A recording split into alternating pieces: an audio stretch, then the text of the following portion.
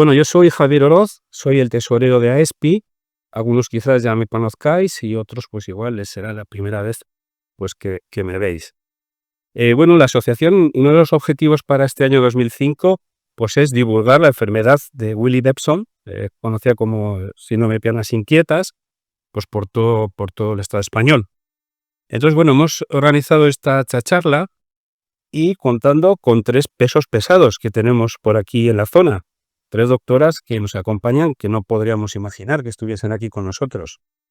Ellas son la doctora Ainhoa Álvarez, neurofisióloga, pongo las hojas para no equivocarme, presidenta de la Sociedad Española del Sueño y trabaja en el Hospital Vitas de Vitoria. La doctora Elena Urrestarazu, neuróloga y neurofisióloga de la Clínica Universidad de Navarra, que viene desde Pamplona, y la doctora Carla Pía, neurofisióloga, y la encontramos en la Unidad del Sueño del Hospital de Álava. Porque me han chivado, esta mañana ha tenido una presencia en radio, ha tenido un éxito terrible. Yo como venimos desde Pamplona y he venido corriendo, y aún estoy sudando, no he tenido tiempo a oírla, pero ha dicho que ha estado muy bien. Las 3 doctoras son expertas en el síndrome de piernas inquietas y en trastorno del sueño. Y a AESPI no podía ser de otra manera, pues les agradece profundamente pues su colaboración desinteresada con todos nosotros en esta tarde y con los enfermos de SPI en general.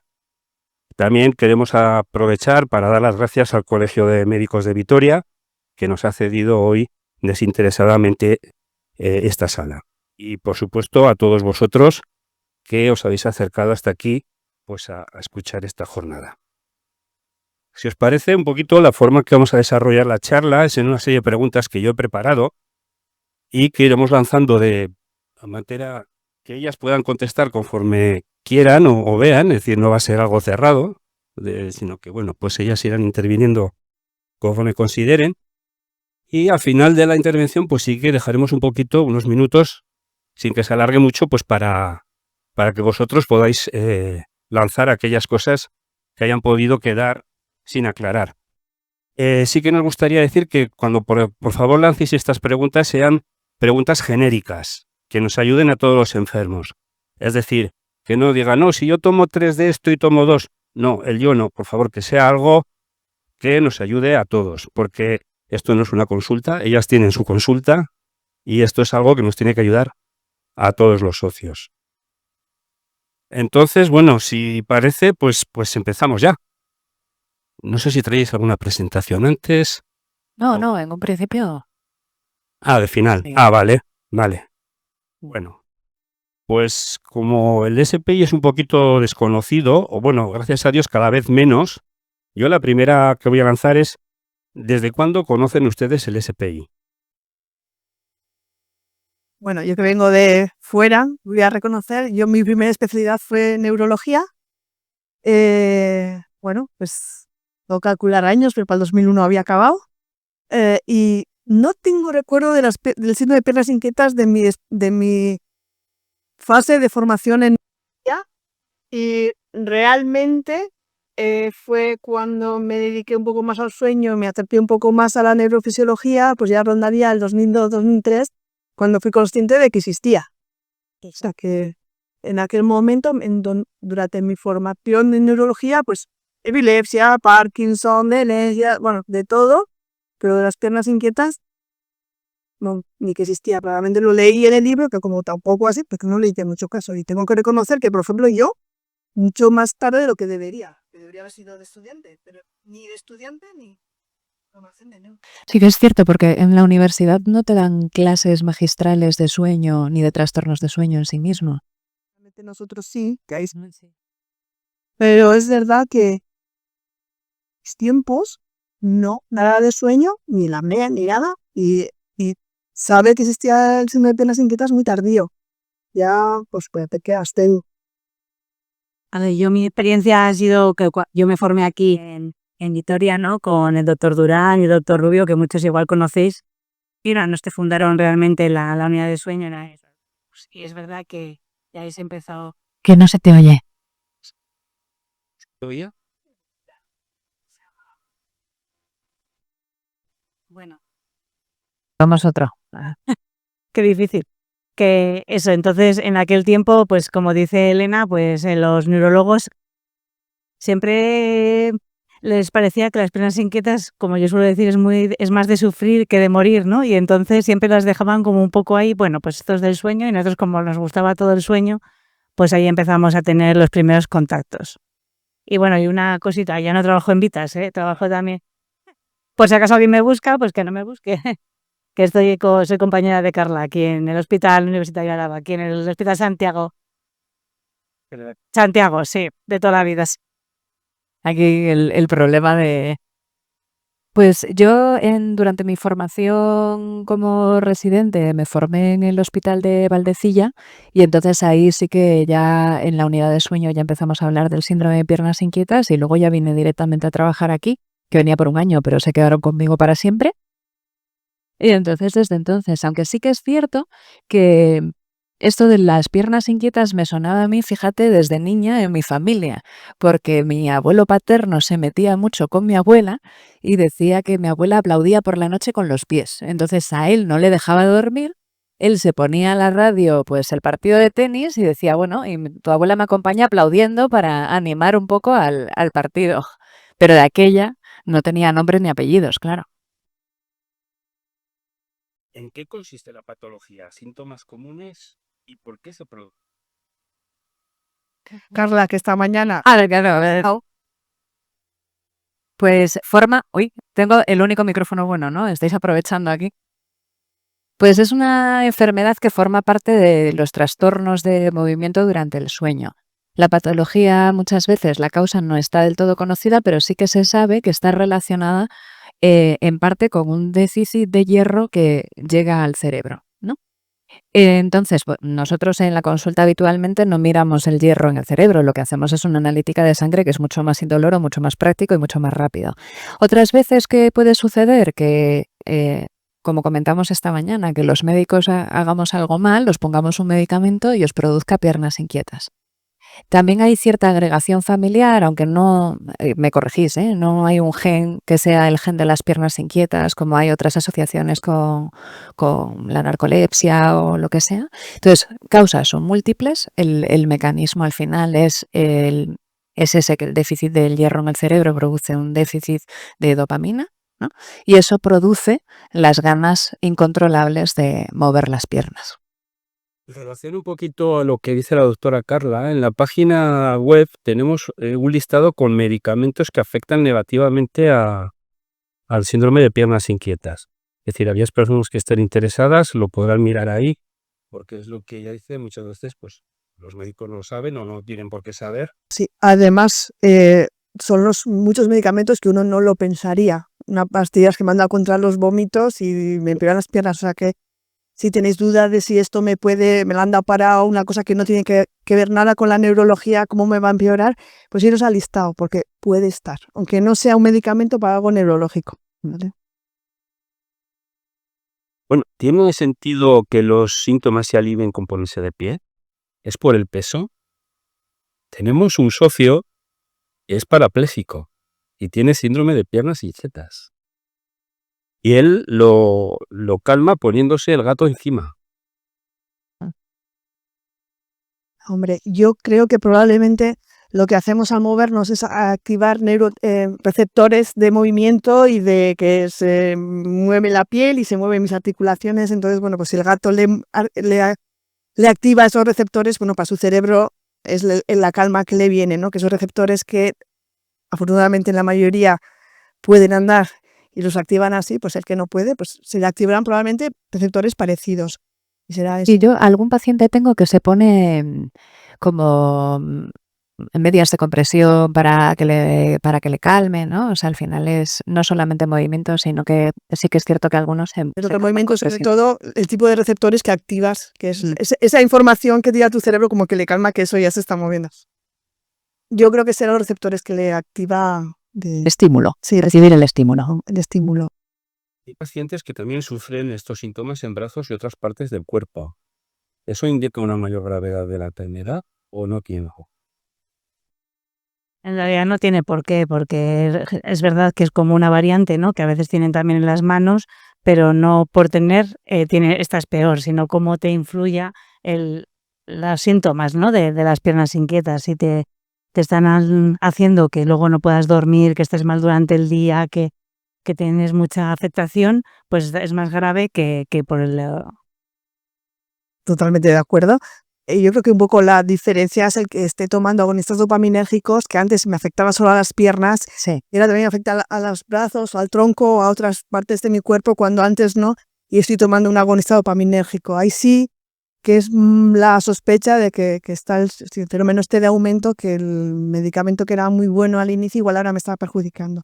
Pero si no desde inicio que te afecte una otra parte, es verdad que no. Pero es que al final las enfermedades de sueño no son del sueño, son de 24 horas y eso hay que tenerlo muy en cuenta. O sea, aunque tengamos síntomas en un sitio o en otro, si no tenemos consecuencias durante el día, pues bueno, pues a lo mejor no merece la pena meterse un fármaco muy agresivo si no nos limita tanto. Entonces es ver un poco, nosotros al final a los pacientes les preguntamos casi desde que se desayunan hasta que se duermen, un poco cómo es la dinámica que llevan todo el día para saber la repercusión real. ¿Es posible que además de esta inquietud se pueda tener dolor o sería otra patología diferente? Hombre, en el examen MIR lo es posible siempre da la verdadera. O sea, posible siempre es posible. Lo que pasa que es verdad que a veces hay que hacer un diagnóstico diferencial de que puede ser otra cosa.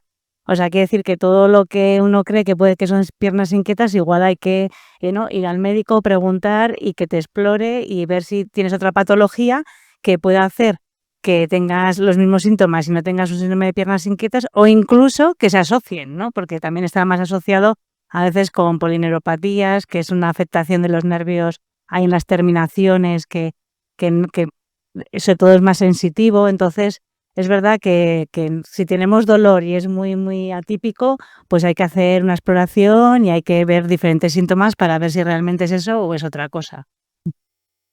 No, pero sí, sí que puede ser. Y a veces las pistas yo creo que suele ser que no es igual todo el día, porque si tengo un dolor, no, pero a cualquier hora tengo que mover por lo menos para mí, cuando no es claramente peor por la tarde, noche, bueno, pues es muy raro que sea dolor y además todo el día, ¿no? Entonces, bueno, por lo menos buscaríamos otra patología. Sí, sí, sí, sí. A ver, lo que dicen los libros es que dolor no, ¿no? Al más inquietud, el quemazón, el no sé qué, pero puedes tener mala suerte, claro que sí, puedes tener dos patologías a la vez, pero sí que es cierto, pues lo que dicen ellas, el descartar que no haya otra cosa enmascarada por culpa de las piernas inquietas. Bueno, ¿qué pruebas serían necesarias para diagnosticar en una primera consulta? En un principio, la entrevista clínica ya nos hace a nosotros pensar que puedas tener un síndrome de piernas inquietas, pero nosotros lo que hacemos es también añadir una analítica, mirar bien todos los fármacos en la consulta para ver si algo de lo que estamos tomando nos está produciendo esto. Y como en nuestra unidad la primera entrevista la hacen las enfermeras y es una entrevista de acogida, se hacen un montón de preguntas. Si vemos que puede haber otra cosa asociada, sí que se hace una prueba de sueño de dormir o bien una poligrafía o bien una polisomnografía, pero si no, si solamente es una sospecha de piernas inquietas, hacemos la analítica completa con el perfil de hierro. Yo a mis pacientes me gusta que me hagan un calendario de piernas inquietas. Soy muy fan. Que me pongan como una estrellita el día que les duele las piernas, desde que antes de empezar el tratamiento y luego durante el tratamiento, para ver si realmente es efectivo o no.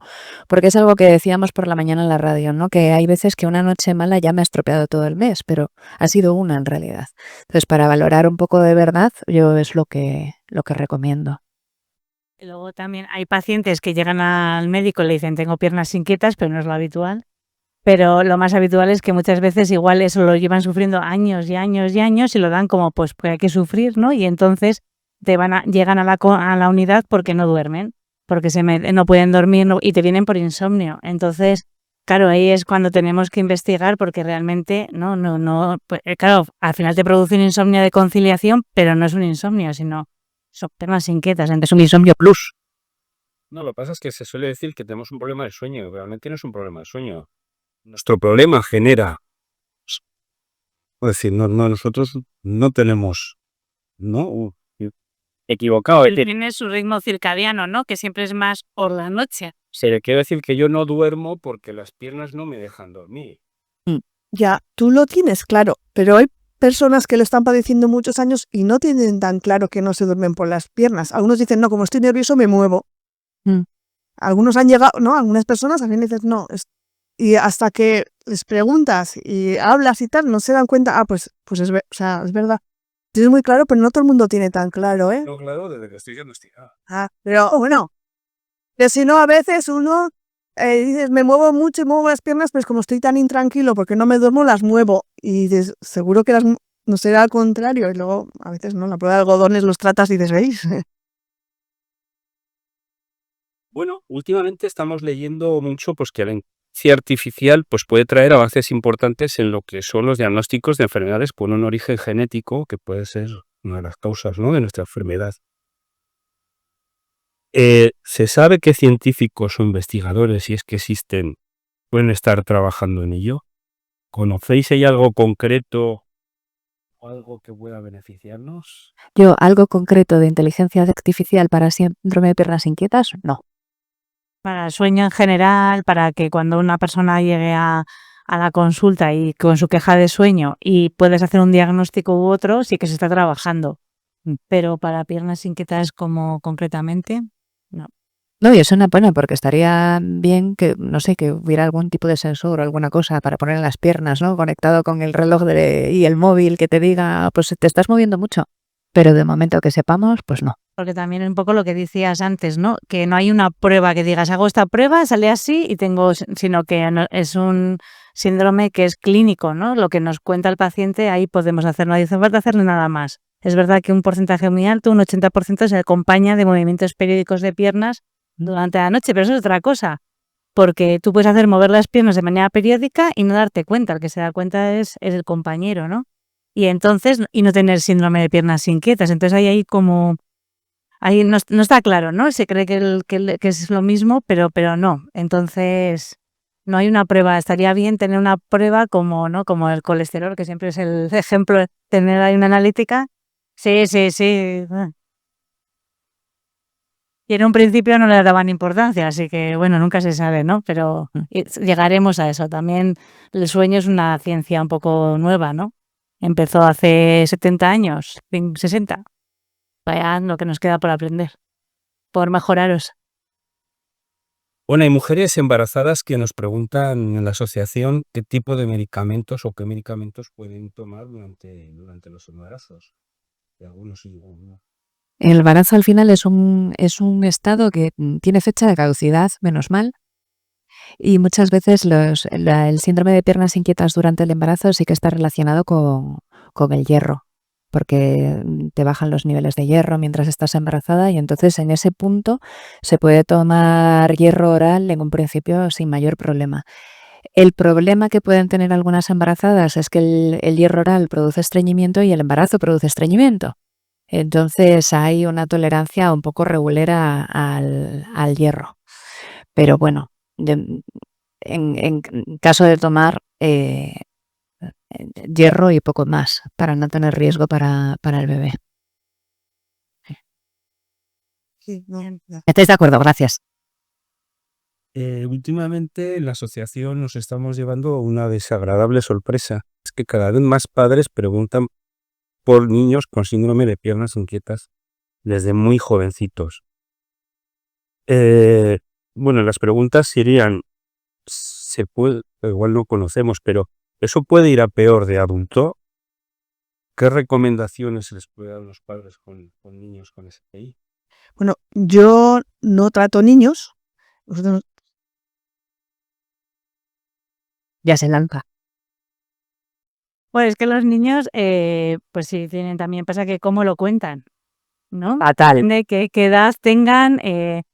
Yo cuando me formé, cuando hice la residencia, roté en neuropediatría en Cruces y me acuerdo que les hacían dibujar y les ponían así, tenían dibujos de como las piernas temblando, ¿no? Porque era lo que ellos sentían. Hoy en día, a veces yo tengo padres que me dicen que los niños les dicen que les duele, sobre todo dicen más dolor. Ellos no saben, ¿no? Es que me duelen las piernas, y luego ¿qué le decimos los padres?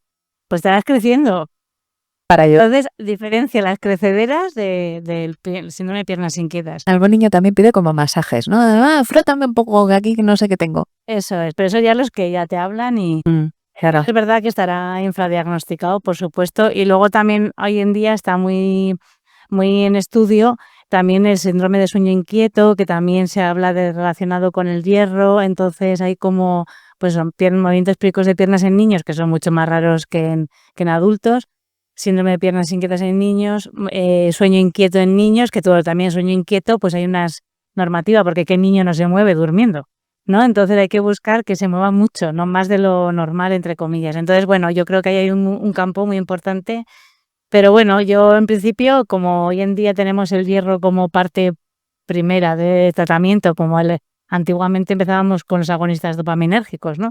Pero hoy en día todos empezamos con el hierro y hierro intravenoso, entonces, bueno, pues la verdad es que si lo tienes controlado, sabes lo que es y no te pasas años y años sufriendo, no entiendo que no tiene por qué ir a más.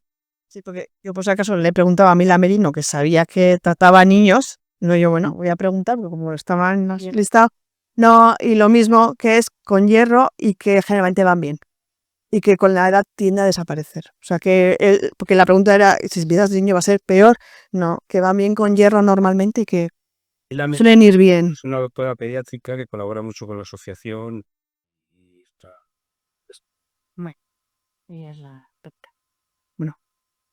Es que, bueno, tú sí que tratas niños, no solo. pero es frecuente que o nos dediquemos a niños o a adultos y por eso... Bueno, ya nos están adelantando, es decir, otra de las preguntas que tenía, aunque casi está contestada, ¿no? ¿Cuáles son los tratamientos de primera?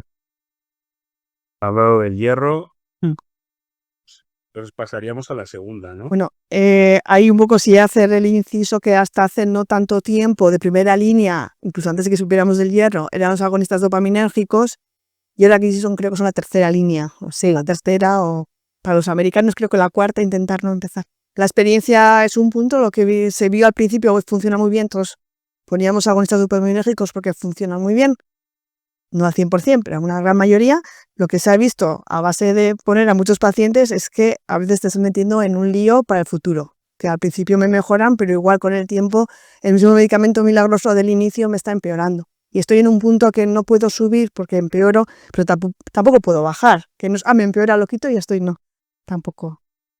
Y luego importante también del hierro saber que nosotros cuando pedimos una analítica no miramos si tiene, bueno, miramos si uno tiene anemia, está claro, pero que no es lo que nos queremos ver si tiene anemia, La diferencia. sino que miramos el nivel de ferritina y encima ponemos hierro con ferritinas normales dentro de la analítica. Y eso es importante porque, claro, están nuestros compañeros de la atención primaria que los pobres llevan de todo y de piernas inquietas pues igual no saben tanto, ¿no? Entonces dicen, ¿pero cómo te ha puesto hierro? Si tiene súper bien el hierro, pero no. Yo siempre les explico a mis pacientes que quiero que esté la ferritina, que son los depósitos, ya que no sé cuánto hierro tienen en el cerebro, que estén altos y entonces para quitar los síntomas. Entonces yo creo que es importante también eso, que si alguna vez o el médico de atención primaria, pues oye, eso. Sí, a mí alguna vez me ha pasado de poner hierro, que vaya al médico de cabecera, le quite el hierro, vuelva a mi consulta, no te ha subido el hierro, ¿por qué no te ha subido el hierro? Me lo ha quitado el médico de cabecera porque decía que estaba bien, no.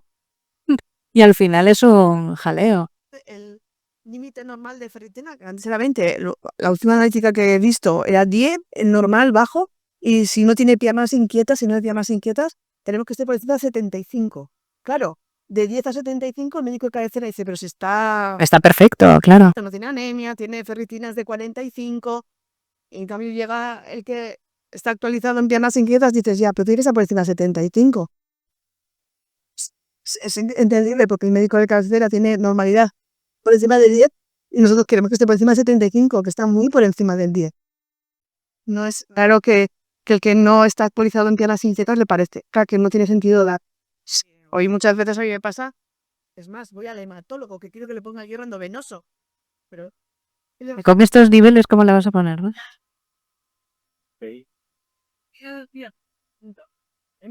Bueno, pues yo lo pongo. Y hay veces que da un poco de miedo, a los pacientes les da un poco de miedo a veces el hierro intravenoso o a los tuyos, no solo a los míos.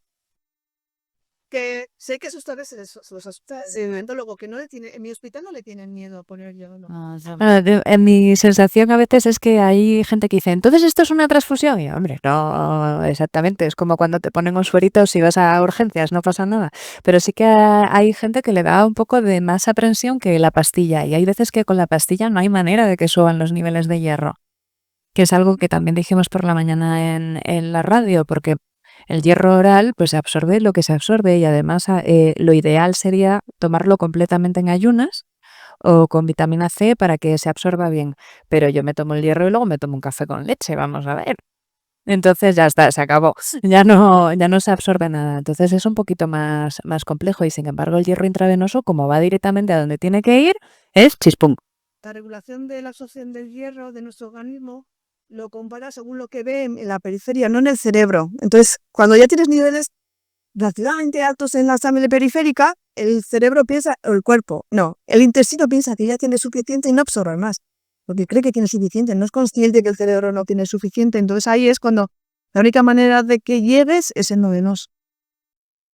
O tú un exceso de hierro puede ser peligroso o malo. Sí, pero tienen, vamos, mucho hierro, ¿eh? No ponemos tanto. Siempre hay un- Sí. Es verdad que después de poner hierro endovenoso, la primera analítica está la ferritina y por las nubes y todo el mundo, el paciente ve y dice, mira, Me salen aquí 8 asteriscos. No, y aparte que cuando tenemos alguna duda, tenemos la opción del hematólogo de hacer una interconsulta y yo de hecho me acuerdo de un niño que tenía la ferritina baja, pero tenía el hierro muy alto y claro, antes de ponerle hierro, pues le consulté y me dijo, no, ponle hierro. Quiere decir, darle esta analítica más especial que no tenemos ni idea porque nos dedicamos al sueño y entonces... eso le mando al hematólogo. Bueno, volviendo un poquito a lo que ya hemos comentado aquí de las dopaminas, sí. Creo que los que estamos diagnosticados, como puede ser mi caso, y solo que hay aquí uno más, claro, estamos tomando antagonistas dopaminérgicos. Entonces me gustaría un poco que nos hablaran del aumento de la De la augmentation, tensión, por qué a unos afecta, a otros no, si hay un tiempo recomendado de tomarlo, una cantidad recomendada. Y por último, que creo que es complicado, el pasar de los dopaminérgicos a otro tratamiento como puede ser el hierro. No son, yo creo que los dopaminérgicos y el hierro en sí mismo no tendría por qué ser excluyentes. El fenómeno de augmentation, al final, pues hay gente que sí que le afecta y hay gente que no, pero no hay un perfil de, es que tienes los ojos azules, te va a afectar seguro, ¿no? Claro, antes se ponía solo agonistas dopaminérgicos porque era la primera línea y era lo que había. Era lo que funcionaba. Cada vez estamos investigando más y sabemos más. Sí que es cierto que tenemos más alternativas de tratamiento, la pregabalina y la gabapentina.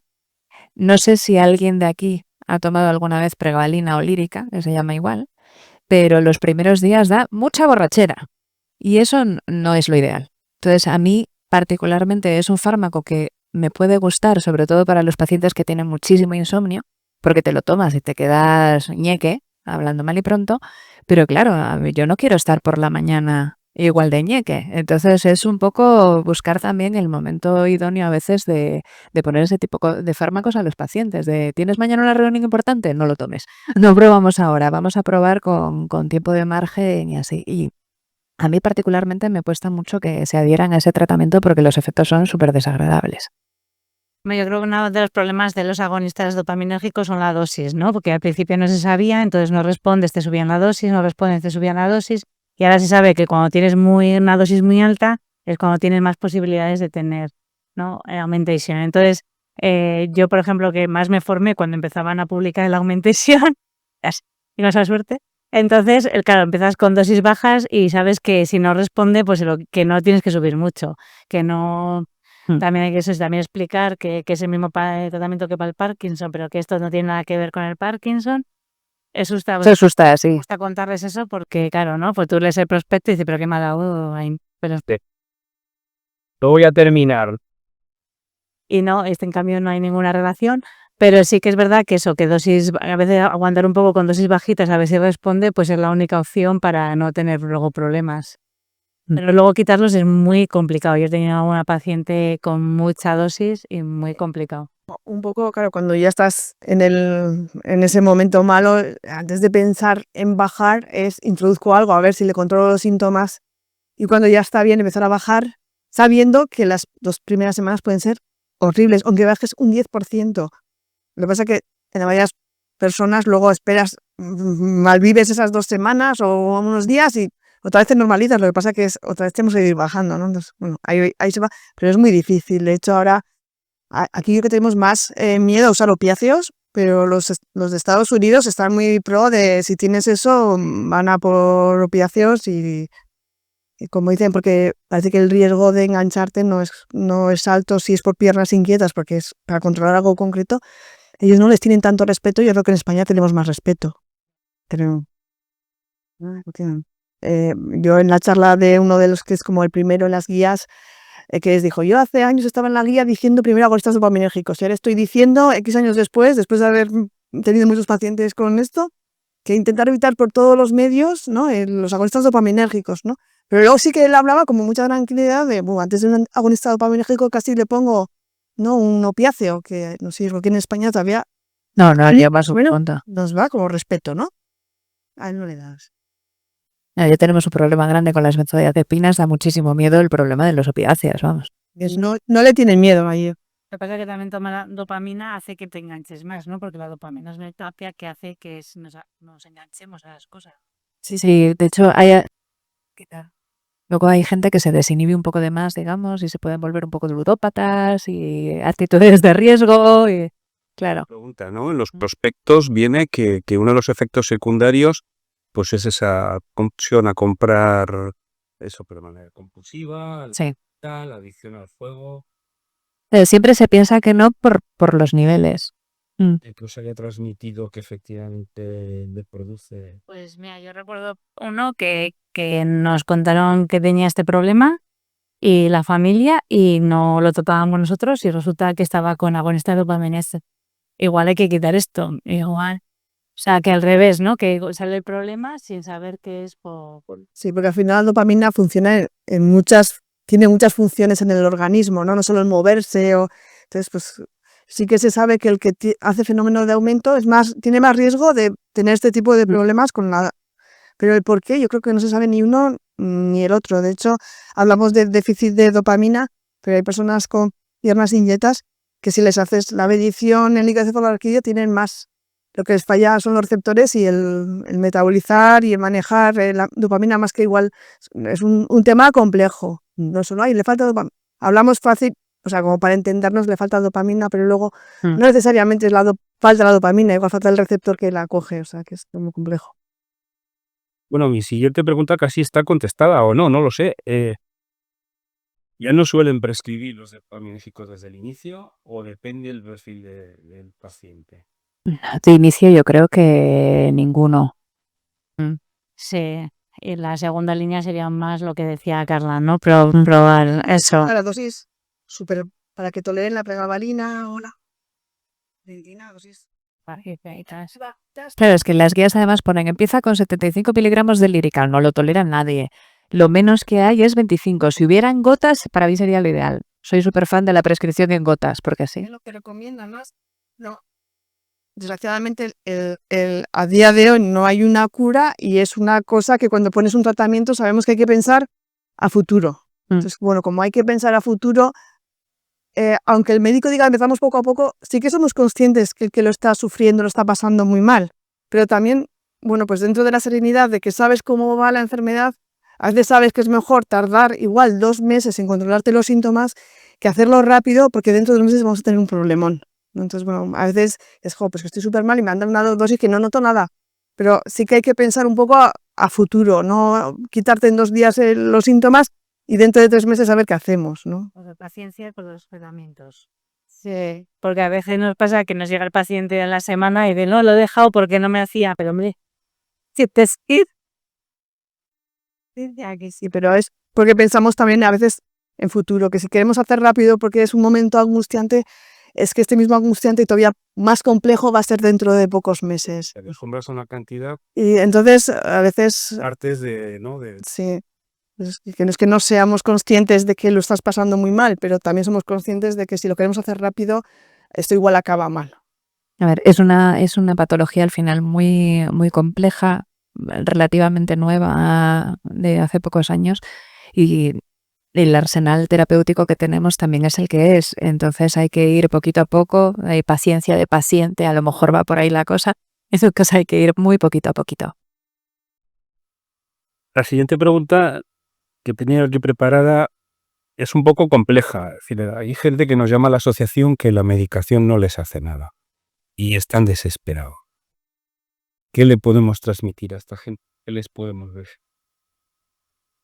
Sé que es compleja, pero hay gente que nos llama a mí. Hombre, lo primero, asegurarse que la ha visto un especialista en piernas inquietas, porque igual, visto de otro prisma, hay algo que hacer. Si dices no, y si ya me he recorrido y no, y el que tengo es muy bueno y no me dice que no, pues Se lo paso ahí. Puede ocurrir, Elena, ¿no? Que veamos al neurólogo, pero el neurólogo no está especializado. bueno, por eso. Entonces ahí sí que son casos en los que compensa pedir un especialista, ellos nos conocen y dentro de los especialistas también hay especialistas que menos especialistas. Dices, bueno, pues igual dejarse guiar y a veces te compensa irte a Madrid, venirte a... Bueno, ahí tenéis mucha suerte, pero es verdad, o sea, no es porque estén ellas aquí hay súper buenos, pero bueno, como la asociación no es solo en Gasteiz, pues... Pues yo creo que todos tenemos derecho a una segunda opinión. Todo el mundo, diferente que se pueda hacer. incluso Habrá casos en los que, como en todas las enfermedades, que no respondes a lo que se sabe a día de hoy, pero no sé, yo esa opinión de un súper experto en piernas inquietas sí que pediría. Bueno, desde la asociación, una de las cosas que más estamos intentando promover, aunque es muy difícil, es el tema de la investigación. Ya nos ha dicho pues, que hay muy pocas cosas y muy pocas herramientas. Tienen conocimiento, aunque también por el camino lo hablaba yo con Elena, y que hay muy pocos estudios, muy pocas cosas. No sé, ¿tienen conocimiento de alguna cosa? Sí, por ahí. investigar siempre se está investigando. Hay algunos estudios en Estados Unidos, yo creo, sobre todo ahora mismo.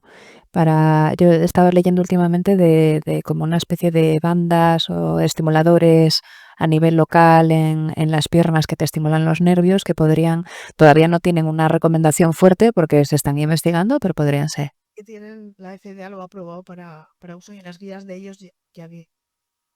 Ahora a ver cuándo nos llega a nosotros, que esa es la otra parte.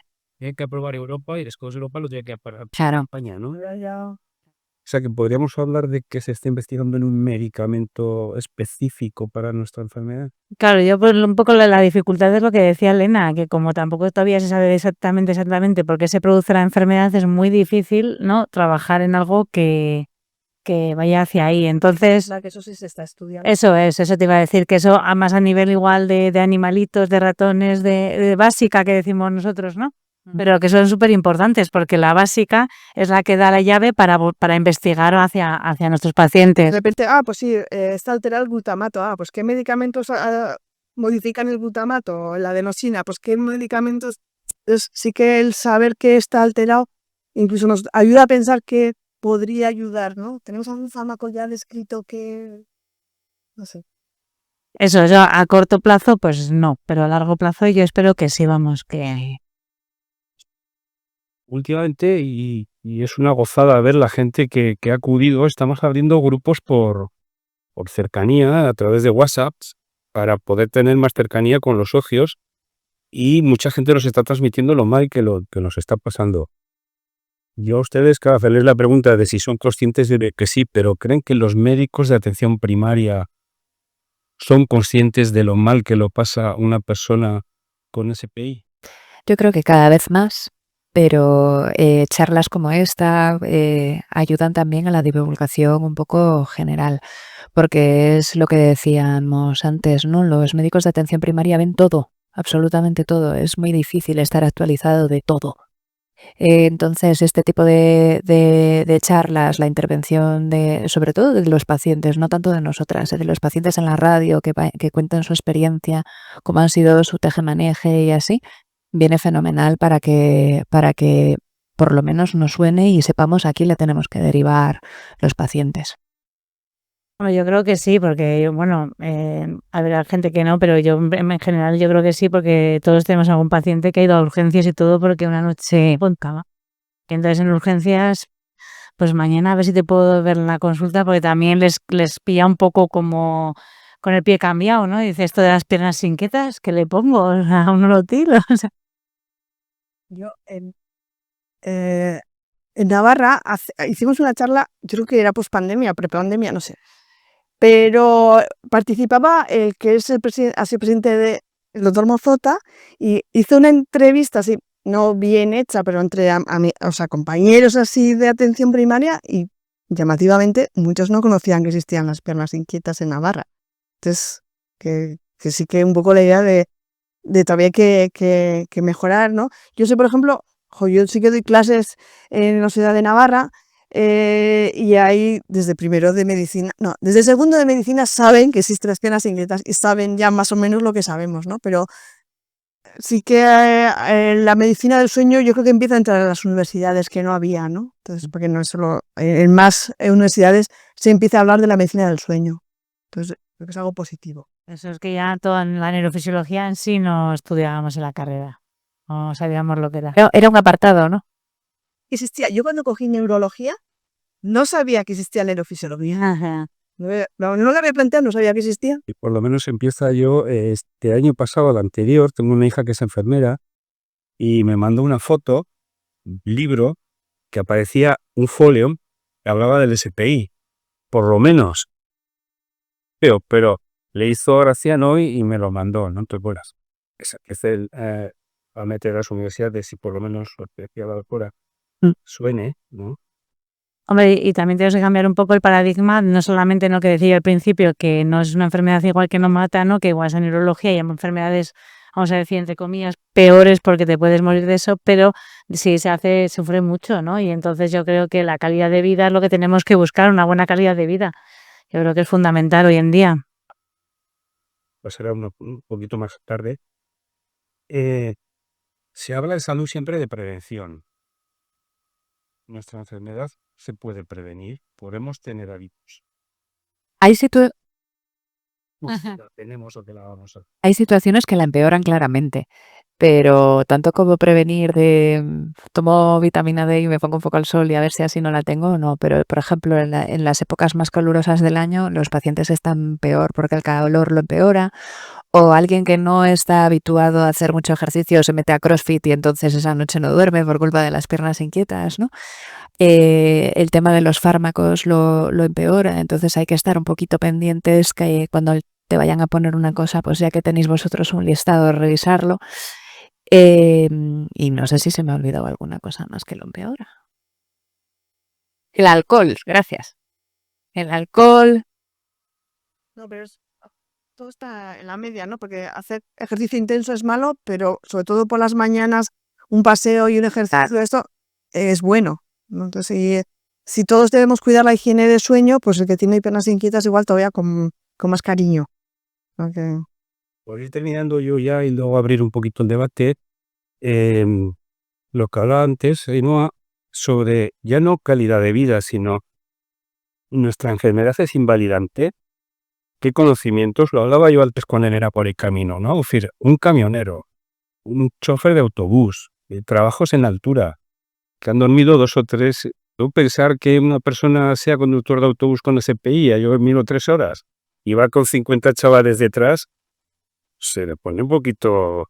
Es decir, y creo que no se están reconociendo o está costando mucho que se reconozca como una invalidez, al menos en ciertos se puede. Ojo, ¿no? Ya, claro, hay que diferenciar dos cosas, ¿no? Una es la de la minusvalía o la discapacidad y otra cosa es la incapacidad laboral, ¿no?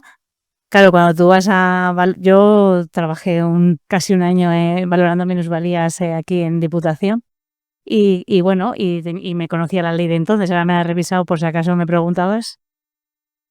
Pero la de entonces no daba casi nada de sueño, había un párrafo así de todo el sueño, no piernas inquietas, de todo el sueño. un parrafito y yo ya era neurofisióloga en aquel tiempo que salíamos de trabajar y íbamos al paro y entonces estuve ahí unos meses y no, el sueño no daba nada de minusvalía porque realmente una de las cosas que se valora en la minusvalía es el autocuidado, si tú te puedes cuidar, ya no trabajar, o sea, si tú puedes tener una vida más o menos normal. Por suerte eso está cambiando. Claro, ahí las asociaciones tenéis un papel muy importante porque os van a hacer mucho más caso que a nosotros, los médicos y los pacientes, son las asociaciones las que realmente empujan a todo esto. Entonces, ahora ya he estado mirando la ley y hay dos cosas así que encontré interesantes. Una, que sí que habla de piernas inquietas. Si uno tiene, te valoran según la escala de severidad y si uno tiene una escala de severidad de 40 puntos, que es el máximo, pues tiene máximo un 15% de minusvalía. O sea, que no es minusválido. Eso, que siempre cuando valorábamos allí, me acuerdo, en el centro de valoración, no valorabas solamente una enfermedad, sino valorabas todas y luego hacías un cómputo que se hacía así. Claro, a ver, echar la ley, pues es realmente que no es justa, pero es verdad que es para todos igual, ¿no? Entonces, eso sí que se intentaba por lo menos seguirla. ¿Qué pasa? Que luego hay otro apartado que también creo que es interesante y yo creo que ahí también tenemos que igual darle importancia, es que también en cómo afecta las piernas inquietas en nuestro día a día. Si nos está dando mucha somnolencia, por ejemplo, tenemos un plus que ahí sí que incluso hasta un 65% de minusvalía se puede tener. Claro, que a esa persona le van a quitar también el carnet de conducir, que aquí, claro, no podemos, ¿no?, querer conducir para trabajar, pero, o sea, conducir para no trabajar y conducir cuando estamos trabajando no podemos conducir. Entonces, bueno, pero sí que es verdad que hay. Yo en incapacidad laboral conozco menos la ley, pero también si ya consigues una discapacidad hoy en día de un porcentaje, creo del 65%, tienes por lo menos la total, tienes seguro. Luego la absoluta ya es otra cosa, ¿no? Pero bueno, yo creo que se están dando pasitos, porque yo lo que he estado revisando era un BOE del 2022, yo la que me conocía era el 2000, nada, trabajé en el 2005. Entonces, bueno, por lo menos aparece, que es como tu hija, ¿no?, que decía, aparecían las piernas inquietas, que le han dado un apartado, que hay otras enfermedades que no tienen ni apartado, que yo creo que es un plus, ¿no? Y luego tienes la sección de cómo te afecta también a nivel cognitivo en el día. Y da mucha importancia, más que el insomnio, que también estoy mirando un poco el insomnio, también pensando también en un informe que tenía que hacer para una paciente, a ver que realmente, ¿no?, qué es lo que se valora, ¿no?, a la hora. Pues más que para el insomnio, por la somnolencia. La somnolencia es lo que más puntos de discapacidad te da, ¿no? Porque te hace ver que no. Pasa que, claro, el insomnio, el pobre, que no hablamos de eso, pero el insomnio que no es de piernas inquietas nunca tiene sueño, ni de día ni de noche. El pobre a sufrir. Porque podría ser también que se consiga más fácil a través es decir, nuestras enfermedades a veces derivan depresiones, ansiedad, ¿no? Esa falta de sueño hace llevar a gente. Es que el sueño regula las emociones. Sí, No, y además la complicación que muchos fármacos para la depresión empeoran las piernas inquietas. Y según qué médico te esté viendo y no es consciente de eso, igual te está dando un fármaco que te empeora las piernas. O sea que. Pero que la gente piense, como tengo piernas inquietas, solo voy a tener un 15% y no voy a pedirlo. No, es un derecho que tenemos todos de que nos valoren, a ver qué porcentaje. Si es un 0, pues un 0, y si es un... Pero realmente no solamente es eso, sino también si tienes una depresión te van a valorar la depresión, y si tienes un problema de espalda te van a valorar la espalda, y va a ser un cúmulo, porque tú no eres solamente piernas inquietas, ¿no? Eres una persona con todo tu globalidad. Entonces, incluso cómo te afecta. También cuando yo trabajaba había un psicólogo que veía la parte más de cognitiva y de psicología, y entonces él valoraba su parte, ¿no? Entonces, bueno, en realidad, claro, la ley siempre puede ser un poco injusta. Ahí yo creo que tenéis que la asociación de mirar a bajar y ver hasta dónde llega y decir, oye, que esto nos afecta a nuestro día a día, ¿no? Y cómo me puede ayudar la ley, ¿no? Ya iría acabando, entonces no sé si alguna cosa que quieran añadir, qué recomendaciones nos puedan dar a los enfermos de CPI. Pero sí que poner Pongo. las preguntas, o pongo el y luego las preguntas. ¿Tú sabes cómo se ponía el PowerPoint?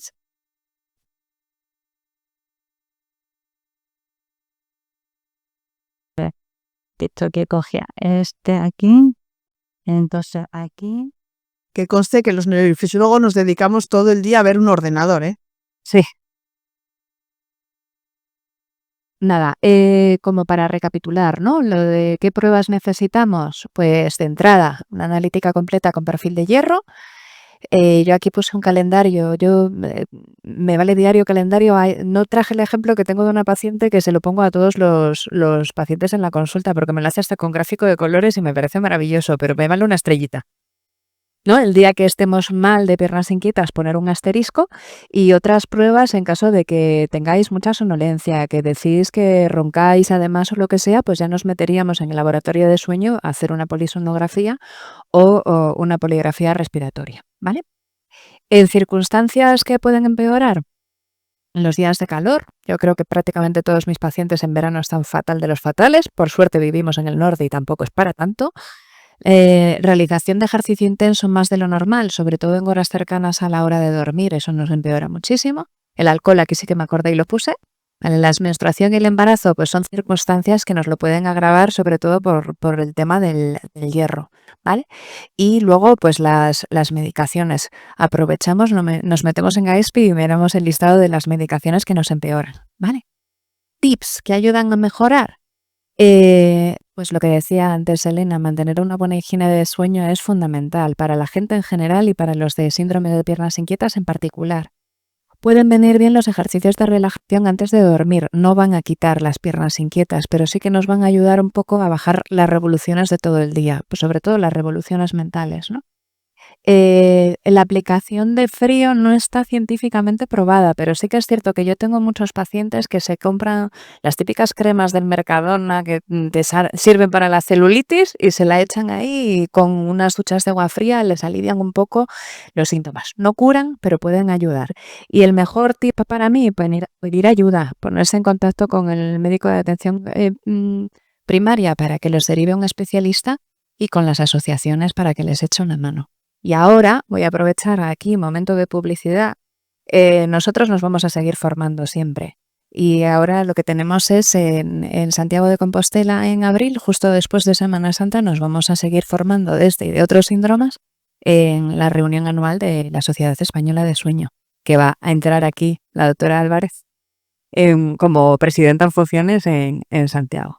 Así Yo soy la vicepresidenta y le voy a apoyar un montón. mogollón, un mogollón.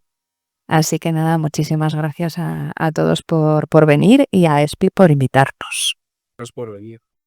Entonces ahora pasaríamos al bloque si tenéis alguna pregunta, alguna duda que se haya podido quedar. No sé si pasa. A ver. Ay Dios, qué difícil es esto, espera. ¿Que no tiene asa? ¿Qué es agua? No, tú no. Ay, gracias. a los tres que preguntéis porque lo interesante es que tengan cerebros cerrados. ¿Me oyen? La pregunta es la siguiente. Yo soy diagnosticado de piernas inquietas, ¿no? Pero los síntomas, habéis hecho mucho hincapié en los temblores. Yo no tengo temblores. Yo tengo hormigueo, tengo calor, tengo picor. Lo que me ha comentado en lo de temblores, los niños que no se saben explicar, porque no se sabe el temblor. A la hora de lo que les pasa, pues o viven así, pero realmente el temblor no es uno de los síntomas. Ah, vale, es que me había quedado un poco... Hora de manifestar. No, te dicen también que tengo hormigas, ¿no? No tienes hormigas de verdad. Tengo calor. Horas nos confirmarán, pero yo creo que no todos los pacientes tenemos los mismos síntomas. No, se te va a costar. Da de mover las piernas, pero antes la sensación esa rara que es de recibir, y yo creo que últimamente estaban intentando hasta casi quitar de los criterios de diagnóstico porque es tan difícil y tan variable de uno a otro. Sí, porque unos sienten picor, otros hormigueo, otros... Vamos a decir que es una sensación que se pasa cuando te mueves. Eso sería lo mejor. O sea, no es que... Al dibujarlo, como no sabían cómo hacerlo, pues hacían como...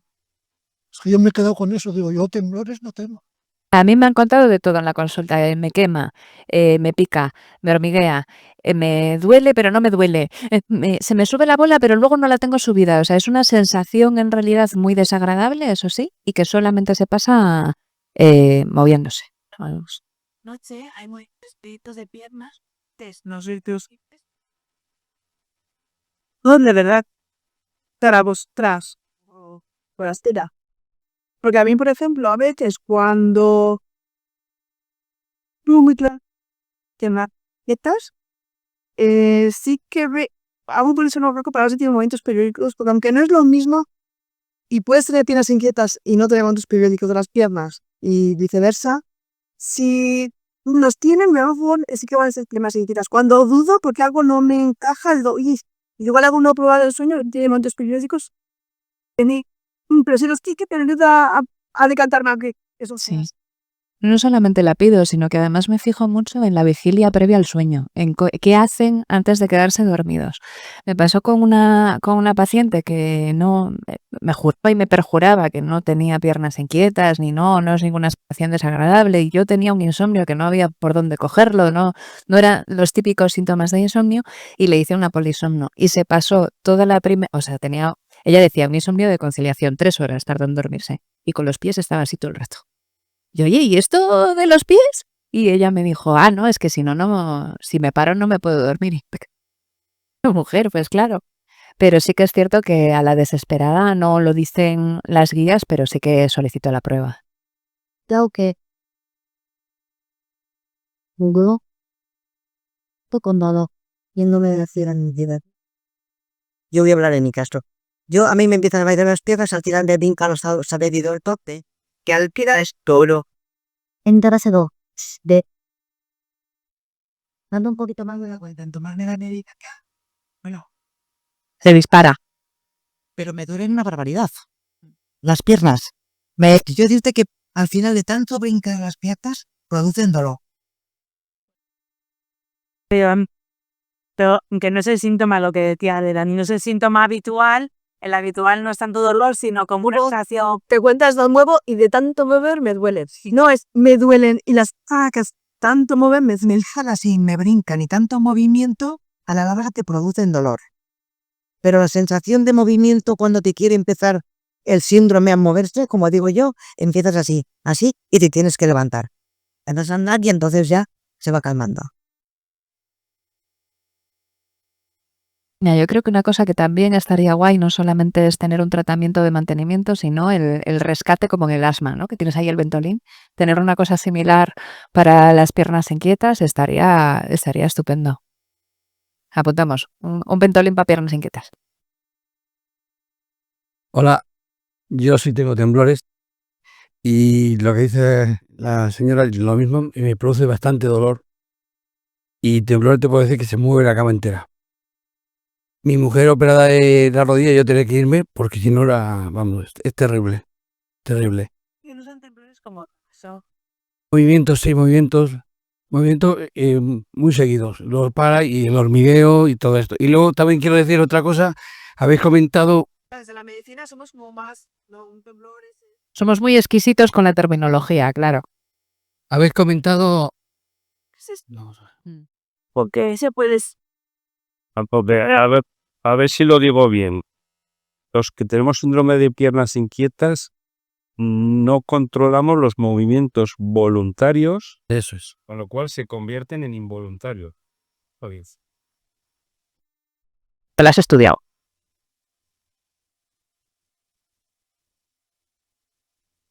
No, pero es un movimiento a veces que me hago daño, me hace daño.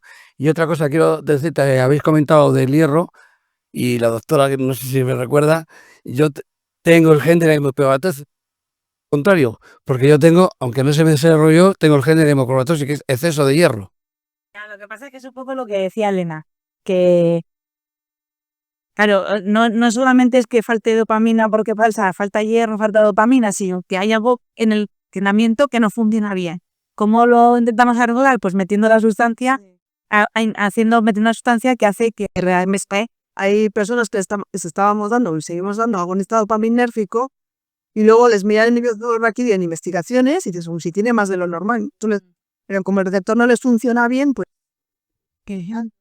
Con el hierro también antes pasa lo mismo. O sea, que no es solo la cantidad, sino cómo está funcionando o qué hace el cerebro con ese hierro que tiene. Y aparte que cuánto tenemos en el cerebro, que eso sería, porque sí que también hay algún sitio que han intentado hacer resonancias, ¿no? A ver cuánto cerebro, porque claro, hay tanto hierro en el cerebro, porque claro, hacemos una analítica en sangre, cuánto pasa hasta la barrera hematoencefálica y llega al cerebro, pues eso siempre es una incógnita, hasta ya bien saber cuánto. De hecho, a veces yo pongo expectativas un poco a los pacientes porque parece que si me ponen hierro endovenoso, mañana voy a estar fenomenal. No, espero un mes. Espero meses. De eso tiene que, pero tiene que asimilar, poner un bombazo de hierro y, estaba lento. Y en 2 días estoy ideal. No suele ser tampoco mucho más en que eso lo que está funcionando. Sí, hola, buenas tardes. Me ha parecido entender que no se sabe de qué viene esta enfermedad, qué es lo que lo produce. A mí en su momento me dijeron que era un problema de la mielina de las terminaciones nerviosas, que por lo que veo no debe de ser. Pero no sabiendo de por qué viene, ¿cómo se puede saber lo que lo perjudica y lo que le beneficia? Prueba de error. Pero en cuanto a los fármacos, un poco eso, ¿no? Como, aunque no sabe qué bien, se sabe que había ufil, la dopamina, eso es muy pontáis, inhibe esas sensaciones. Y al no tener dopamina o no llegar, porque como dicen, igual si tenemos pero no llega, pues lo que hace esas sensaciones aparecen, ¿no? Entonces esa es un poco la teoría así, hablando de Ya no. Y de los ya pedí todo sabe muy bien porque por ejemplo la genética, ¿no? Que no hay ningún gen. Sí que se están descubriendo genes que aumentan el riesgo de que tengas, pero más parece que es una combinación de distintos genes. Ya tienes más o menos predisposición según qué combinación. Sí, sí, esa es la conclusión. Y mucho por investigar, claro. Hola, buenas tardes. Yo tengo 2 preguntas. ¿Estos síntomas suelen ser siempre por la noche? Porque generalmente es así, ¿no? Se da mucho más por la noche que por el día. Y luego la segunda pregunta, ¿ese puede ser hereditario? Sí, es mucho más frecuente última hora de la tarde y noche, y sobre todo cuando estás quieto.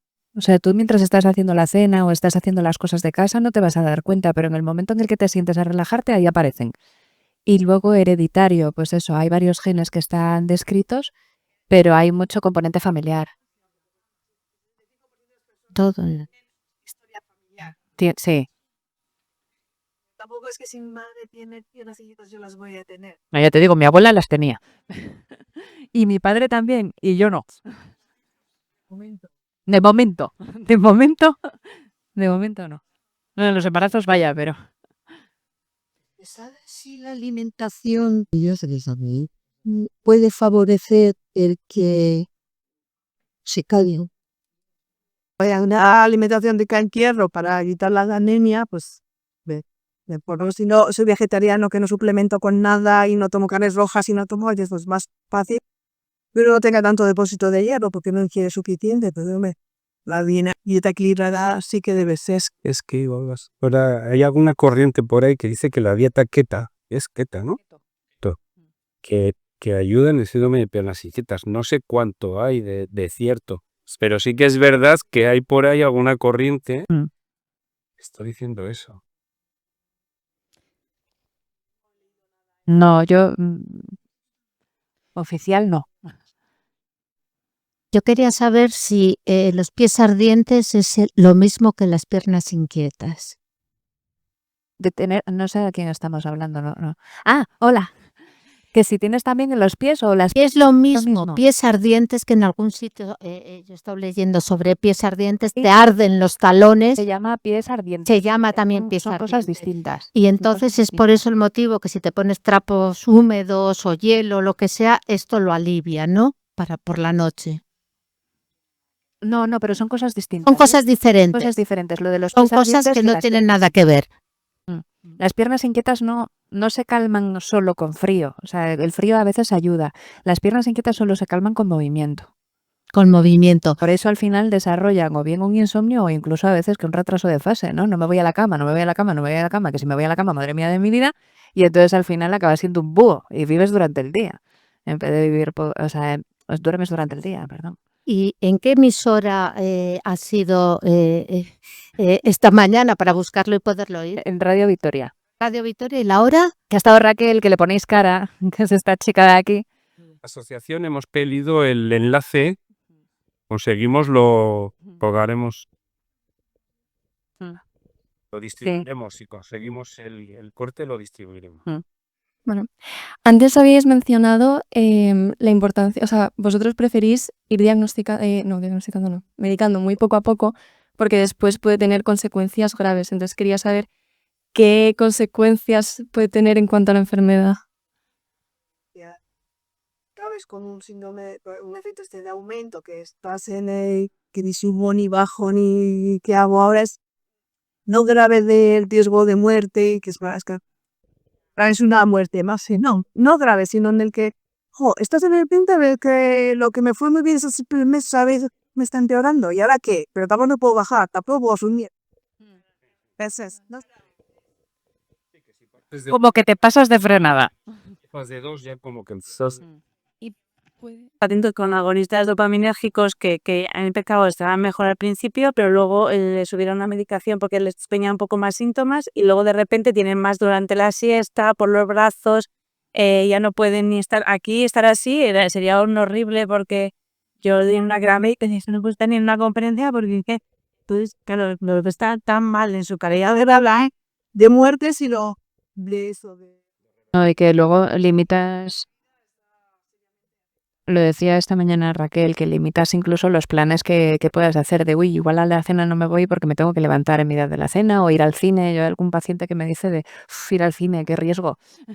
Estar ahí quieta, voy a molestar al de al lado porque además parece mentira, pero tú sufres lo tuyo, pero piensas en que estás molestando al de al lado. Oye, llega un momento que el de al lado, pues si le molesta, le molesté, ¿no? O sea, compartir cama con una persona de síndrome de piernas inquietas, agradable no es, pero no pasa nada por dormir separados. ¿O qué? Esto es algo muy de millennials, lo de dormir separados, que me lo mandó el otro día la doctora Álvarez. Pero no pasa nada, o sea, no... No me importa contar mi experiencia, se lo contaba en el camino. Yo tengo una hija que se ha ido a vivir fuera y me ha ido a suavización. Y quieres igual a tu pareja, quiero decir. Y ella te querrá más porque la dejas dormir. Claro, obviamente no, pero yo, es decir, es la sensación de lo que dice Carla, ¿no? Que yo no me voy a la cama pensando, a ver cuándo me muevo. Me voy a la cama de mi hija y si me muevo, psicológicamente a mí me ha hecho descansar más. Porque ya no estoy con esa... Sí, porque es que además me imagino que el pensar en no me puedo mover porque si no voy a molestar a la de al lado, pero me tengo que mover, pero no me puedo mover. Vamos, eso es sumarle gasolina al fuego. Mira tú.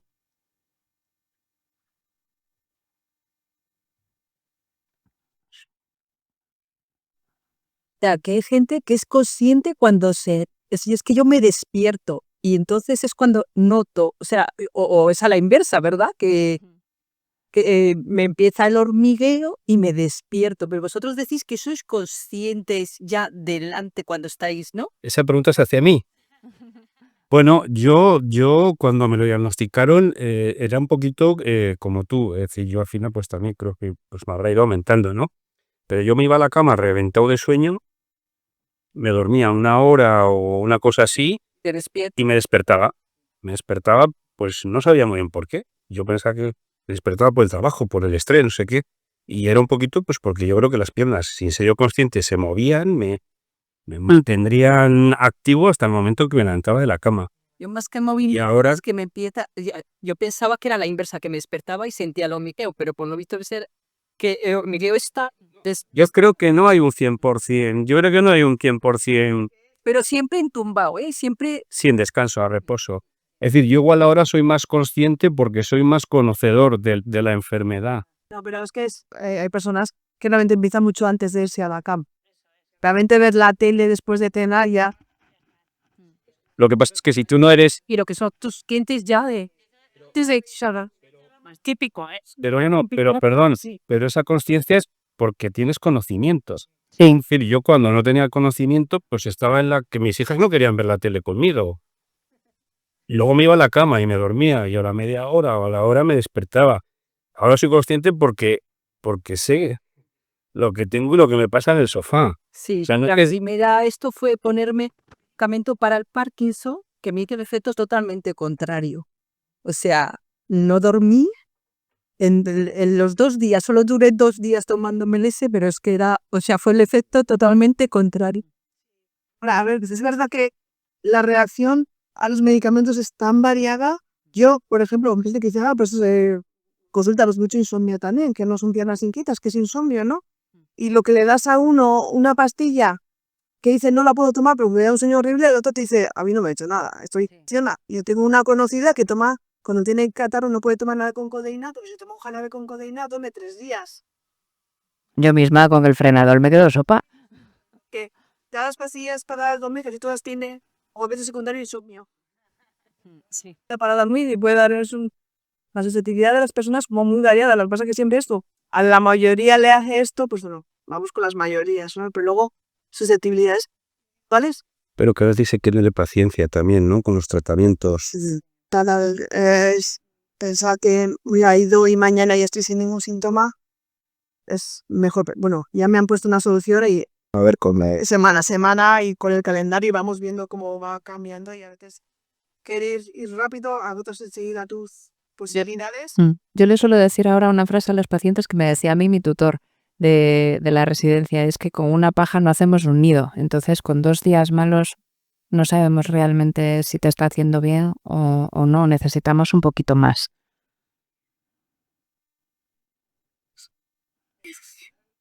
Pues contraproducente. No he escuchado nada, ¿no?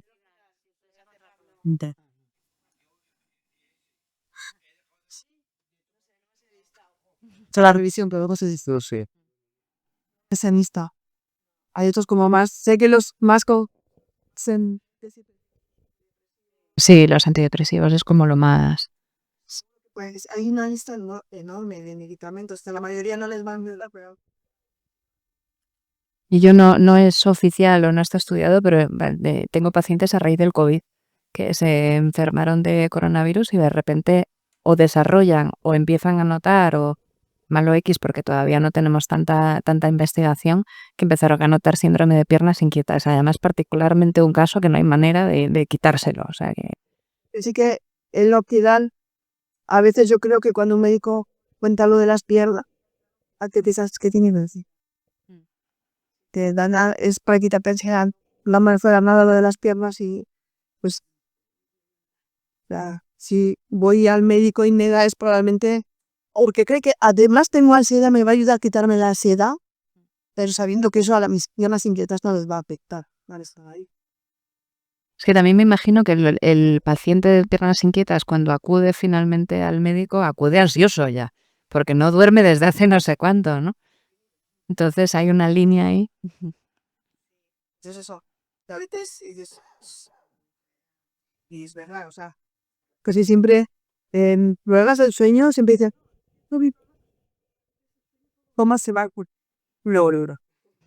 Se hacen independientes los problemas. Ahora hay que pensar y abordar todos mis problemas, no solo el sueño, ¿no? Porque ya te digan los que cuidado tu pensión. Te vas a estar independientes. Igual sí que empezaba a estar ansioso porque dormía mal, pero llega un momento en que ya.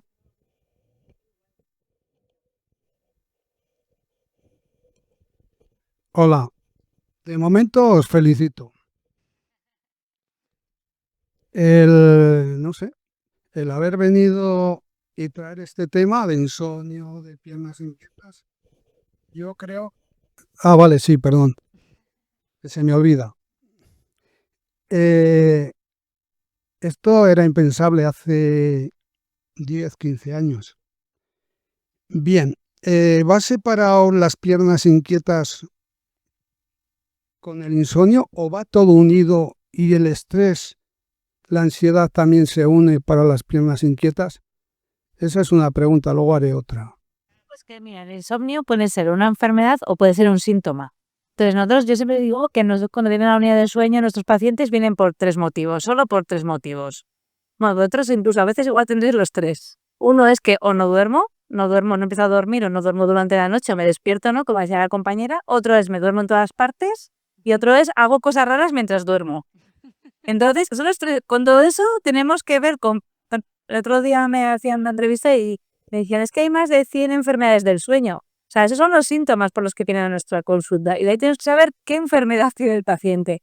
Entonces, de ahí trabajamos. Entonces, el insomnio, claro que te vienen por insomnio, pero igual son piernas inquietas. Si tienes la suerte de que son en piernas inquietas de las que responden, pues guau, quedas súper bien. Porque cierra y se ha curado. Si no es el caso, pues esto fue luego como el paciente sabe de que estés aquí, el de poco control lo detectamos y no conseguimos nada, ¿no? Pero el insomnio puede ser un síntoma o puede ser una enfermedad. Pero desde que compras piedras inquietos, ¿y qué te pasa? Que si llevas mucho tiempo con ellas, llega un momento en que llega a ser otra entidad. Como ahora ya no tengo las piernas, inquietas. A mí me ha pasado de, o que vienes, pones hierro y queda súper bien, y dices, ay, qué bien. Y duermo fatal. ¿Por qué no digo Dios así?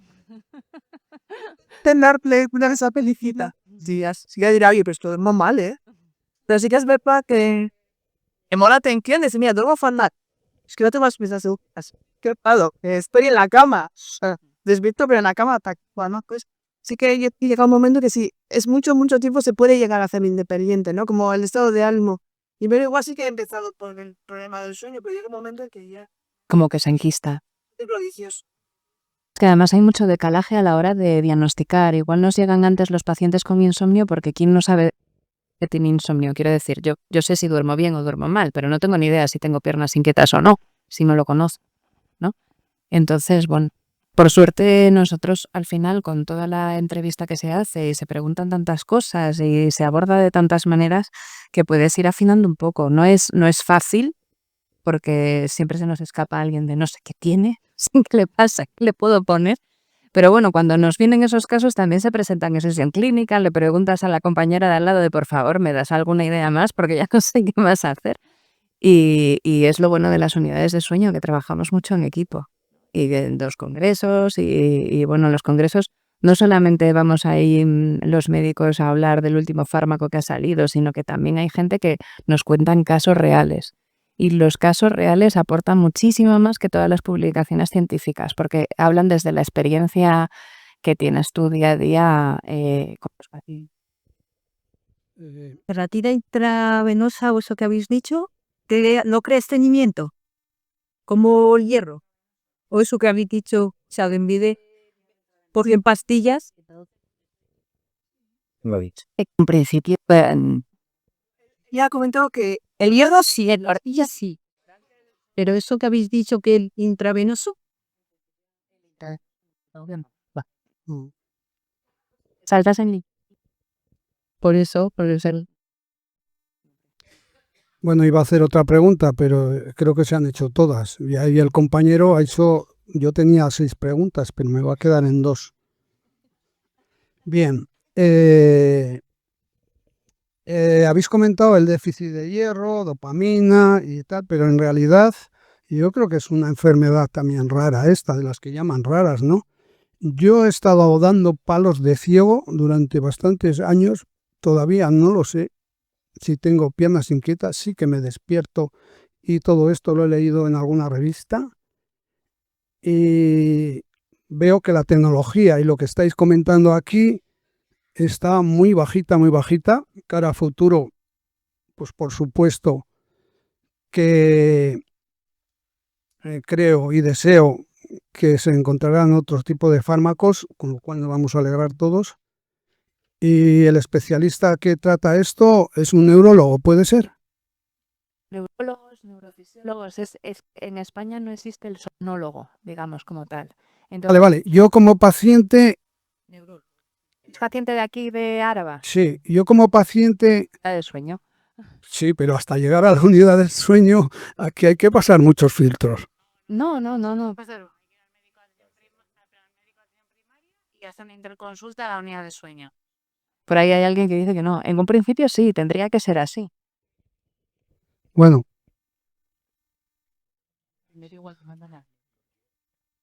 pero yo llevo año y medio esperando al neurólogo. O sea que...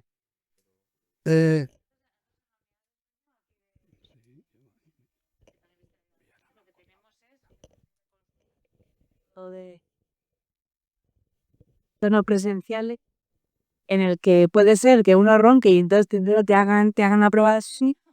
Puede ser porque lo más, pero si ronca, tiene que descartar que tengas apnea del sueño. Pero ahora ya tenemos incluso el médico de atención primaria, tiene una pestaña ahora que lleva poquito, que sé que es para insomnio. Entonces, si ya te manda ahí, ya te vemos en consulta directamente. Entonces, que te haga una interconsulta, que ponga...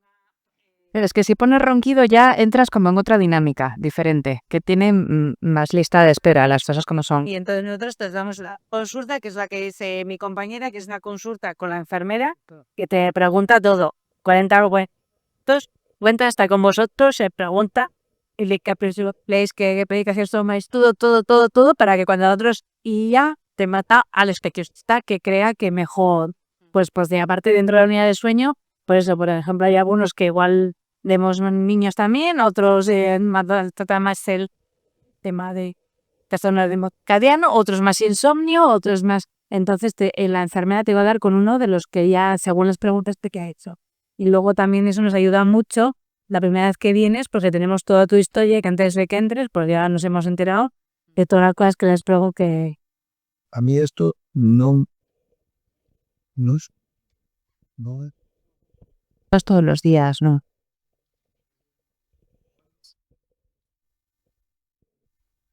Pero entonces, pero bueno, si consulta, pues decimos, tía, pues apúntalo, no sé qué, te damos consulta o no, si me suficiente hora, escógete otra vez al médico. Siempre puedes preguntar, que no pasa nada de otros. Si haces interconsulta... No somos ogros, nosotros aceptamos a la gente, ¿eh? O sea... Tenéis aquí, vamos, especialistas envidiable. Tema Manuel o ronquido que quería, pero no como para... Pero ahí se quedó, vamos. Pues que vuelva a hacer y que ponga la de insomnio, sí. Por contestarle a él y que me corrijan las doctoras, es decir, el SPI no es considerado una enfermedad rara, porque creo que la prevalencia es de un 12 o un 13% de la población. No, pero que sea desconocida y otra cosa que... Efectivamente, lo que ocurre es que de ese 12 o 13% solamente el 5% estamos diagnosticados. Entonces no se considera una enfermedad rara, sino frecuente en la población. Hola, aquí. A mí me diagnosticó la médica de cabecera. En un principio me dijo que pensaba que sería algo de varices. Entonces la enfermera me hizo unas pruebas. Yo no recuerdo que me hicieran nada me miraran el hierro, pero bueno, que no lo recuerde, igual sí que me miran, no sé. Y yo lo tengo como muy suave, o sea, a las noches alguna vez, si voy de viaje sí que ahí noto y tengo que empezar a mover y así. ¿Es una enfermedad que vaya, por lo que habéis visto vosotras y así, es una enfermedad que luego vaya a más o puede ser que, imagino que cada uno seremos un mundo y una casuística y lo que sea, pero ¿normalmente va a más? Pues mira, confundirla con un problema circulatorio es súper frecuente. O sea, que te miran primero lo de las varices es con lo que casi más se confunde lo de las piernas inquietas. Yo cuando al principio fui le dije lo que yo sentía, ¿no? Y me dijo, como si lo hubiese mirado en internet, ¿no? Y dice, tú, como diciendo, a ver, lo has mirado en internet y luego yo no he mirado nada, o sea, yo lo que estoy sintiendo. Y pensando que sería lo otro me miró y luego dijo, pero claro, o sea, el diagnóstico puede venir así, ¿no? Digamos, tan rápido como el médico de cabecera te dice. Sí. Pues son. Pero no tiene por qué ir a... No, yo creo que es súper variable, pero de hecho se considera que generalmente cuando va más a más es con los agonistas dopaminérgicos, ¿no? Con los otros, te pasa que depende, pero muchas personas tienen como época buena. Sí, eso sí. A mí me llama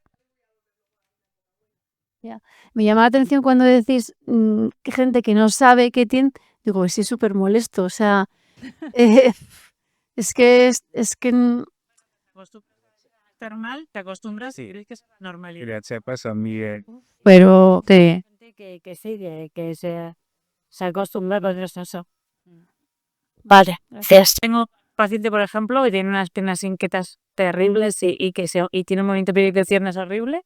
Y le miraron le hicieron una prueba de sueño por apneas y porque él decía que roncaba Y cuando me dice la enfermera, mira, se ha pasado toda la noche, se va moviéndose. Y ya estuvo un montón de horas para que hasta que se durmió moviendo las piernas y luego le decías, oye, ¿y esto? Ah, eso sí. Jolín, pues. Sí, no es tan infrecuente, ¿eh? Es eso, como tú te acostumbras a, bueno, si me muevo se me pasa, pues me muevo todo el rato y ya está. Ya, pero Solución. es molesto. Entonces O sea, pasa como a un segundo plano en tu cerebro. Yo si me muevo todo el rato no me molesta tanto, pues venga. Todo el mundo es igual a la sensación. Mm. Así que pues deja ese quemazón. Puede ser. Como es muy variable, y pues luego el cómo lo interpretas y pues a veces también depende un poco de tu entorno, de lo caso que te hagan o caso que no te hagan, no sé, hay tantos factores a la hora de... Yo, en mi experiencia, que no sirva de precedente, los hombres vienen antes a la consulta porque los mandan las parejas de cama, de no puedo dormir, y las mujeres tardan más en llegar porque los hombres no se enteran, y luego porque estamos como hechas ya para sufrir, ¿no? Un poco. Entonces es como que aguantamos más sin ir al médico. Los hombres, a mí mi sensación es que siempre para todo vienen antes porque, sobre todo cuando tienen una mujer al lado. Ahora me lincharán, ¿eh? Pero es lo que es. vale, gracias. Bueno, vamos acabando. ¿Todavía se pueden tomar de por vida? Buena pregunta. Yo creo que el que ya los tiene, si no me producen empeoramiento y sigo bien, Ni tocar.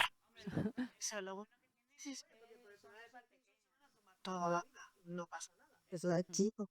Si yo ya los tengo y me va fenomenal y no noto nada de nada, estoy genial, pues Y la suerte de eso es que hoy en día, o sea, son dosis bajas, o sea, son dosis que para las piernas inquietas no vamos a poner dosis tan altas como en el Parkinson, entonces menos problemas, dosis más bajas, problemas más pequeños. Es que cuando consigues encontrar el equilibrio es que el agonista y está bien, yo lo primero es no tocar. Voy a ver, oye, le voy a decir, si está bien, no sé si le cambio de medicación. La otra medicación va a ser igual de efectiva, entonces, y ahora no le está produciendo ningún problema. Está por ese serotonina. Y no al 100% tienen problemas tampoco, no al 100% tienen el empeoramiento, entonces... no tocar y vigilar. Cada 2 por 3 el tratamiento. Porque a mí empiezo con una cosa, me va subiendo la dosis hasta que ya no, o sea, me hacen efecto un tiempo y llega un tiempo que ya no me hace nada. Me cambian otra vez el tratamiento y al principio bien, pero me va subiendo la dosis hasta que para. O sea, hasta que el digo que no cosa más, así. Y así me han cambiado el tratamiento.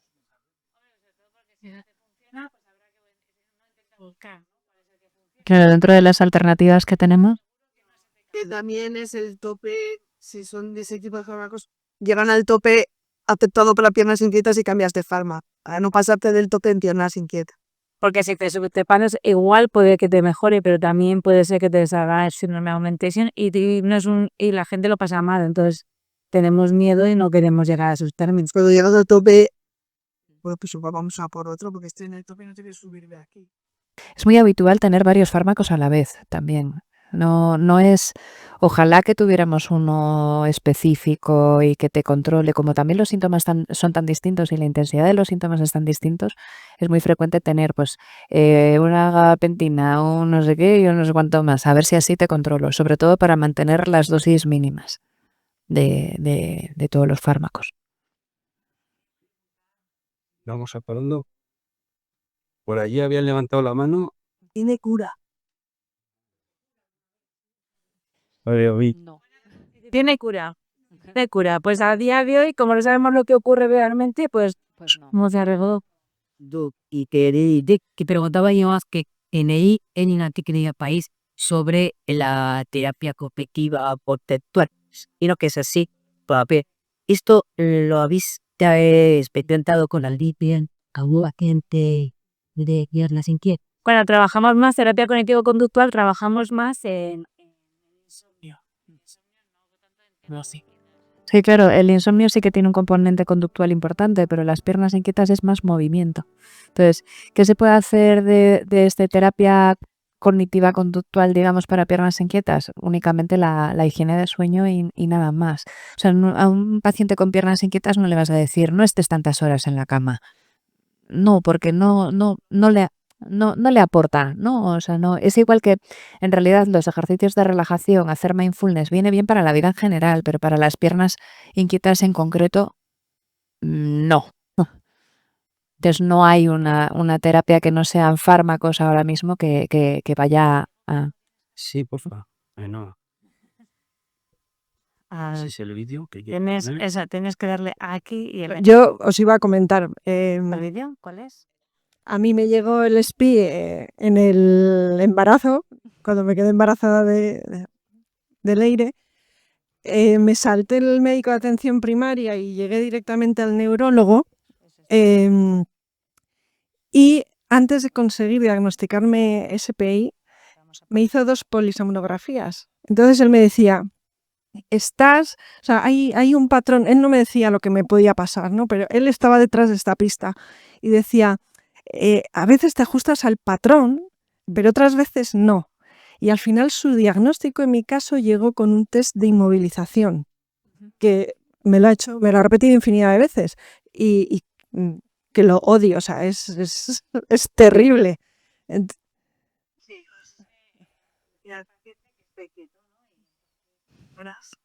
Estás con unos sensores puestos y no te puedes mover. Entonces, o sea, es verdad que a veces ni siquiera a la noche te puede dar la cara. Una polisomnografía, quiero decir, ¿no? ¿Alguna vez? No muchas. No, nosotros alguna vez sí, a la noche, antes de las pruebas de noche, pues hemos estado aquí. He dado también a veces para ver si la medicación es eficaz. Porque, bueno, pues me tomo la medicación y aguanta mucho más sin moverse o se mueve muchas menos. Y el test este de inmovilización y el de mantenimiento de vigilia me parece que son un sufrimiento para los pacientes terrible. O sea, el de mantenimiento de vigilia consiste en te dejo dormirte, tú que tienes sueño. Son 2 test que, si pudiera haber una alternativa. Nosotros el de mantenimiento de vigilia se le hemos hecho a algún narcoléptico, que son esta gente que se queda dormida así de sopetón. Y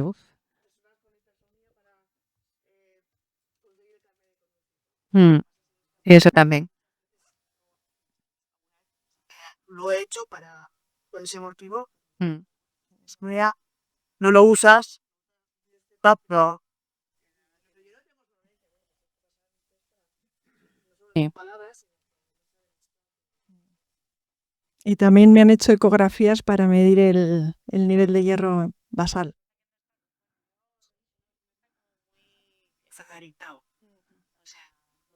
Debe ser caro.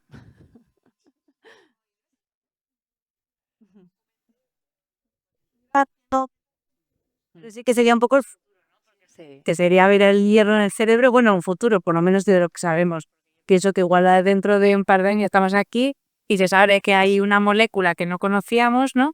Como pasó, por ejemplo, con la narcolepsia, que se descubrió en 1998, una sustancia que no se conocía y ahora se sabe que es la que está baja en los narcolépticos y ahora está, o sea, claro, han pasado 25 años o 27 años, pero realmente yo creo que nos falta por saber muchas cosas que tenemos que saber. Os contamos la que se sabe, pero seguro que hay algo que en un futuro, para los que vienen por detrás, pues...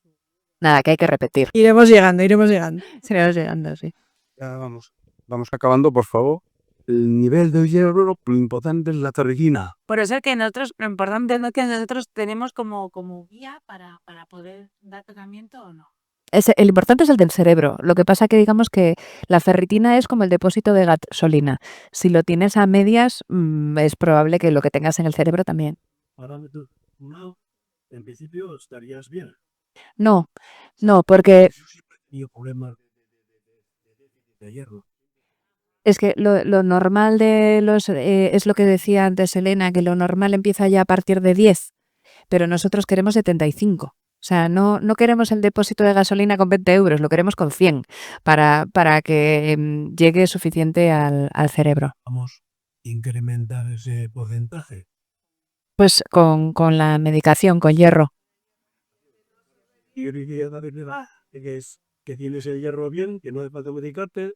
Pero ahí hay que insistir para que deriven a los especialistas. Claro. Hay que insistirles. Yo personalmente... Hematólogo y he ido al lugar a decirle, pero mira las guías.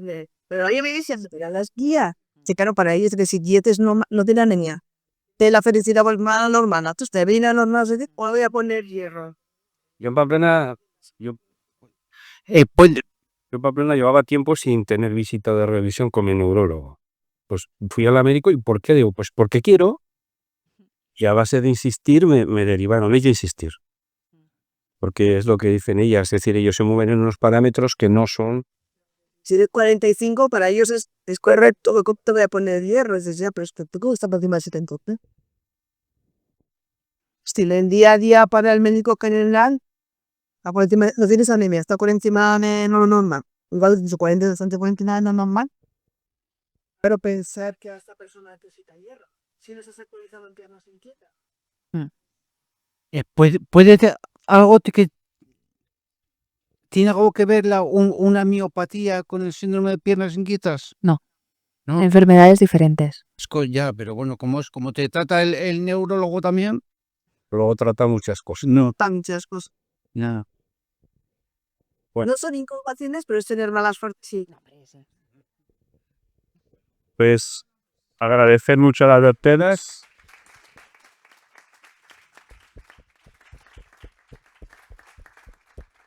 Y gracias a vosotros también por la asistencia.